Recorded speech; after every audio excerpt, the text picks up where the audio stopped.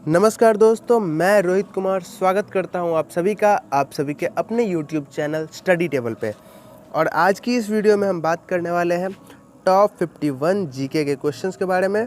Static GK के questions होंगे ये, और ये सारे सवाल जो है वो हर कॉम्पिटिटिव एग्ज़ाम के लिए बहुत ज़्यादा ज़रूरी होने वाले हैं। 51 क्वेश्चन आज हम लोग करेंगे। MCQ होंगे, डायरेक्ट मीन्स कुछ चंद मिनटों में हम लोग 51 ऐसे सवाल के बारे में जानेंगे और उनके उत्तर जानेंगे जो कि बहुत ही ज़्यादा इम्पॉर्टेंट है। तो वीडियो को लाइक ज़रूर कीजिएगा अगर आपको सवाल पसंद आए, और चैनल को सब्सक्राइब कर लीजिए, क्योंकि अगर आप किसी भी कॉम्पिटिटिव एग्ज़ाम की तैयारी करते हैं तो ये चैनल आपके लिए बहुत ज़्यादा ज़रूरी होने वाला है, क्योंकि हर रोज़ यहाँ पे कॉम्पिटिटिव एग्ज़ाम के model paper, previous year mock test सब आते रहते हैं। ठीक है, तो बिना देरी किए हुए चलते हैं, आज की इस वीडियो को शुरू करते हैं। हमारे पहले सवाल पे चलते हैं बिना देरी के। पहला सवाल है, विश्व मानवाधिकार दिवस कब मनाया जाता है? तो 10 दिसंबर को मनाया जाता है। ठीक है, पता होना चाहिए। अगले प्रश्न पे चलते हैं, विश्व की पहली रोबोट कौन थी जिसे किसी देश की नागरिकता हासिल हुई? ठीक है, सिर्फ पहली रोबोट नहीं, ऐसी रोबोट जिसे किसी देश की नागरिकता प्राप्त हुई, उसका नाम था क्या? सोफिया नाम है उसका। ठीक है, महात्मा गांधी ने भारत में अपना पहला जन भाषण कहाँ दिया था? तो वाराणसी में दिया था दोस्तों। ठीक है, फास्ट होगा, थोड़ा मैराथन टाइप। ठीक है, जल्दी वीडियो ख़त्म करनी है। आपको अगर समझ नहीं आए तो आप मतलब कि स्लो करके देख सकते हो या फिर दोबारा देख सकते हो। ठीक है, अगले प्रश्न पे चलते हैं। DRDO द्वारा विकसित एक मल्टी बैरल रॉकेट सिस्टम का नाम क्या है? तो पिनाका नाम है। ठीक है, DRDO द्वारा विकसित दोबारा आ गया, विकसित मल्टी बैरल रॉकेट सिस्टम का नाम क्या है? पिनाका नाम है। ठीक है, पांचवें प्रश्न पे चलते हैं। मानव विकास सूचकांक किसने विकसित किया था? तो महबूब उल हक नाम था उनका। क्या उन्होंने क्या विकसित किया था? मानव विकास सूचकांक। ठीक है, अगले प्रश्न पे चलते हैं। वर्ष 1905 से पहले ब्रिटिश भारत का सबसे बड़ा प्रांत कौन सा था? तो बंगाल था 1905 से पहले। उस समय में ब्रिटिश शासन चलता था, तो ब्रिटिश भारत उसको बोलते हैं हम लोग। तो 1905 से पहले ब्रिटिश भारत का सबसे बड़ा प्रांत कौन सा? बंगाल था। ठीक है, भारतीय भूवैज्ञानिक सर्वेक्षण जियोलॉजिकल सर्वे ऑफ इंडिया का मुख्यालय कहाँ स्थित है? तो कोलकाता में स्थित है। ठीक है, अगले प्रश्न पे चलते हैं। डाक वितरण में तीव्रता लाने हेतु भारत में पिन कोड प्रणाली की शुरुआत कब हुई? तो 15 अगस्त 1972 से जो है वो भारत में पिन कोड प्रणाली शुरुआत हुई। अर्थात कि जो हम लोग का एरिया का पिन कोड होता है, आप सभी को पता होगा, जो 8 लाख समथिंग होता है, जो भी हो, हर एरिया का अलग अलग होता है, 8 डिजिट का होता है वो। ठीक है, तो वो 15 अगस्त 1972 से पहले हमारे भारत में नहीं था। वो किस लिए लागू हुआ? क्योंकि डाक वितरण में जो है तीव्रता आ जाए, एक बार में मतलब कि डायरेक्ट उसी जगह पे पहुंच जाए। समझ रहे हैं? ठीक है, अगले प्रश्न पे चलते हैं। तो 15 अगस्त 1972, ये बहुत ही ज़्यादा इंपॉर्टेंट क्वेश्चन है, याद करना है आप सभी को। ठीक है, ये फिर से रिपीट हो गया क्वेश्चन। क्वेश्चन नंबर 9 पे चलते हैं। UFO का फुल फॉर्म क्या है? UFO हम लोग नाम सुनते होंगे। UFO जो ड्रोन टाइप का होता है, जो खुफिया जो फ्लाइंग ऑब्जेक्ट होता है। ठीक है, समझ रहे हैं? तो अनआइडेंटिफाइड फ्लाइंग ऑब्जेक्ट उसको बोलते हैं। ठीक है, अनआइडेंटिफाइड फ्लाइंग ऑब्जेक्ट। ओके, अगले प्रश्न पे चलते हैं। भारत में स्टॉक मार्केट के विनियमन के लिए कौन सी केंद्रीय एजेंसी जिम्मेदार है?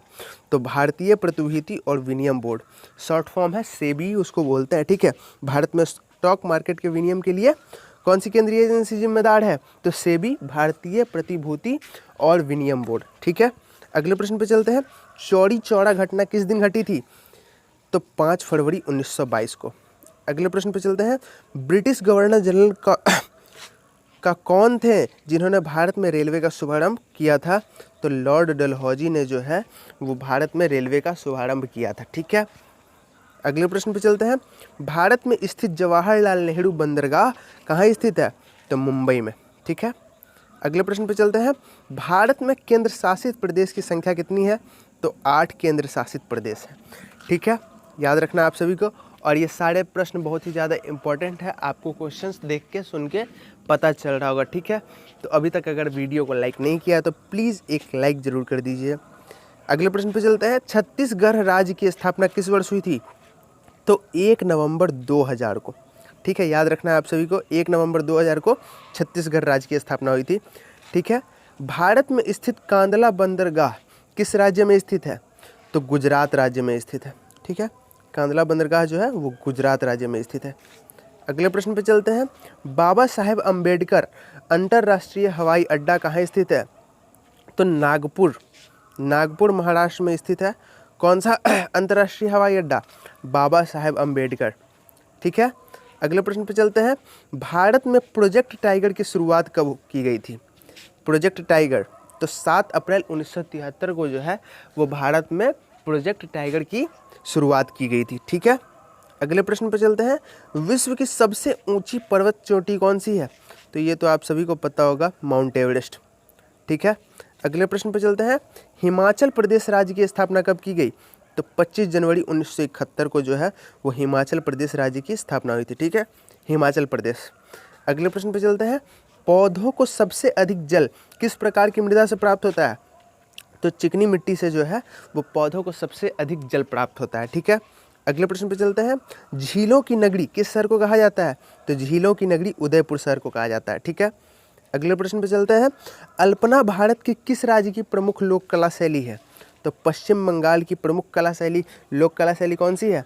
उसका नाम है अल्पना। ठीक है, अगले प्रश्न पे चलते हैं। भारत किस महाद्वीप में स्थित है?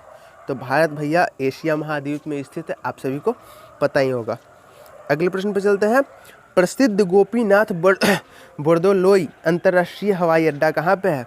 तो गुवाहाटी जो कि असम में है, वहाँ पे कौन सा है?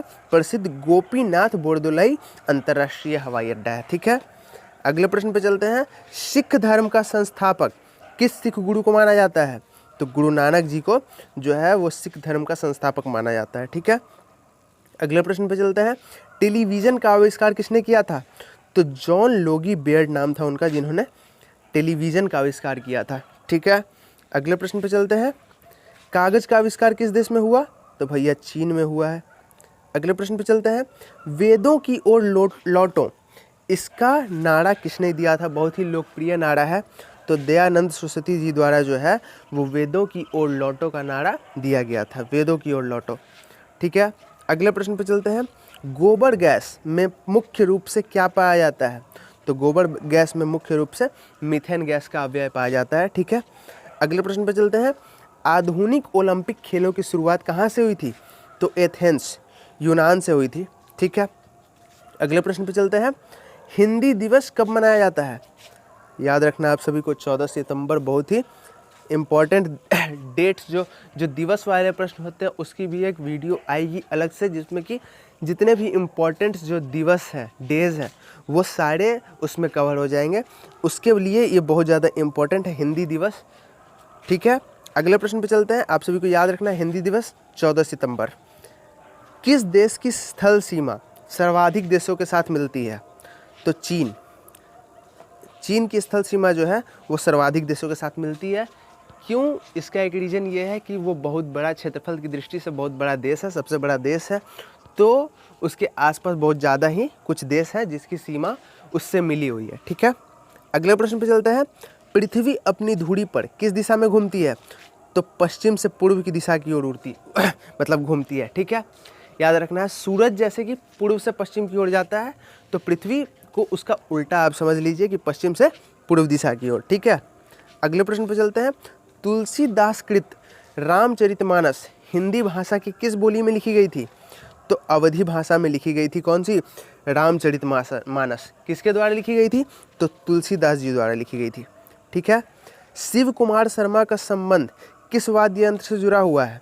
तो शिव कुमार शर्मा जो है वो बहुत प्रसिद्ध संतूर वादक है। ठीक है, अगले प्रश्न पे चलते हैं। Modi government new surge of communism पुस्तक के लेखक कौन है? तो सीताराम येचुरी जो है वो मोदी गवर्नमेंट के लेखक है। ठीक है, मोदी गवर्नमेंट एक पुस्तक है, Modi government new surge of communism, Sitaram Yechury. ठीक है, आपको ये तो याद ही रखना है क्योंकि आधुनिक पुस्तक है ये, नरेंद्र मोदी पे मतलब लिखी गई है। ठीक है, किसने लिखा है? तो सीताराम येचुरी द्वारा लिखा गया है। ठीक है, अगले प्रश्न पे चलते हैं। कोणार्क नृत्य उत्सव भारत के किस राज्य में मनाया जाता है? तो उड़ीसा राज्य में मनाया जाता है। ठीक है, अगले प्रश्न पे चलते हैं। यामिनी कृष्णमूर्ति किस शास्त्रीय नृत्य में के लिए प्रसिद्ध है? तो भरतनाट्यम और कुचिपुड़ी के लिए फेमस है कौन? यामिनी कृष्णमूर्ति। ठीक है, याद रखना है। वेटिंग फॉर ए वीज़ा किस व्यक्ति की आत्मकथा है? तो भीमराव अंबेडकर की जो है वो बायोग्राफी है, आत्मकथा है, वेटिंग फॉर ए वीज़ा। ठीक है, अच्छा चलिए आप सभी को बताना है कि कमेंट में जल्दी से बताइए कि महात्मा गांधी की आत्मकथा की जो थी उस पुस्तक का नाम क्या है। ठीक है, अगर आपको पता है तो प्लीज़ कमेंट में बताइए। अगले प्रश्न पे चलते हैं। श्री ब्रह्मपुरीश्वर मंदिर भारत के किस राज्य में स्थित है? तमिलनाडु में स्थित है ब्रह्मपुरीश्वर। अगले प्रश्न है, किस बंदरगाह को डायमंड हार्बर के नाम से जाना जाता है? तो कोलकाता के बंदरगाह को जो है वो डायमंड हार्बर के नाम से जाना जाता है। ठीक है, अगले प्रश्न पे चलते हैं। चिट्टी बाबू किस वाद्य यंत्र से संबंधित है? तो वीणा वादक है चिट्टी बाबू। ठीक है, अगले प्रश्न पे चलते हैं। अन्ना केरेनिना के लेखक कौन है? अन्ना केरेनिना तो लियो टॉल्स्टॉय, बहुत ही फेमस ये जो है ऑथर है लियो टॉल्स्टॉय जो है, उन्होंने कौन सी पुस्तक की लिखी है? अन्ना केरेनिना। ठीक है, अगले प्रश्न पे चलते हैं। हॉर्निबल उत्सव किस राज्य से संबंधित है? तो नागालैंड से संबंधित है हॉर्नबिल। अगले प्रश्न पे चलते हैं।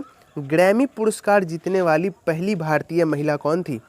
तो तन्वी शाही जो है वो ग्रैमी पुरस्कार जीतने वाली पहली भारतीय महिला है। ठीक है, अगले प्रश्न पे चलते हैं। बीदर किला भारत के किस राज्य में स्थित है? तो कर्नाटक राज्य में स्थित है बीदर किला। ठीक है, अगले प्रश्न पे चलते हैं। पंडित राम नारायण किस वाद्य यंत्र से जुड़े हुए हैं? तो सारंगी वादक है प्रसिद्ध राम नारायण। ठीक है, आप सभी को याद रखना है। अगले प्रश्न पे चलते हैं।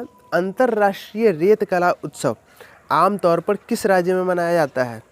तो उड़ीसा। विंग्स ऑफ फायर किस भारतीय वैज्ञानिक की आत्मकथा है? तो एपीजे अब्दुल कलाम जी। ठीक है, हमारे बहुत ही लोकप्रिय नेता और जो है साइंटिस्ट दोनों थे ये, उनकी आत्मकथा का नाम है विंग्स ऑफ फायर। ठीक है, याद रखना आप सभी को। अगले प्रश्न पे चलते हैं। हमारा आखिरी प्रश्न है आज के सेशन का, आज की वीडियो का आखिरी सवाल है।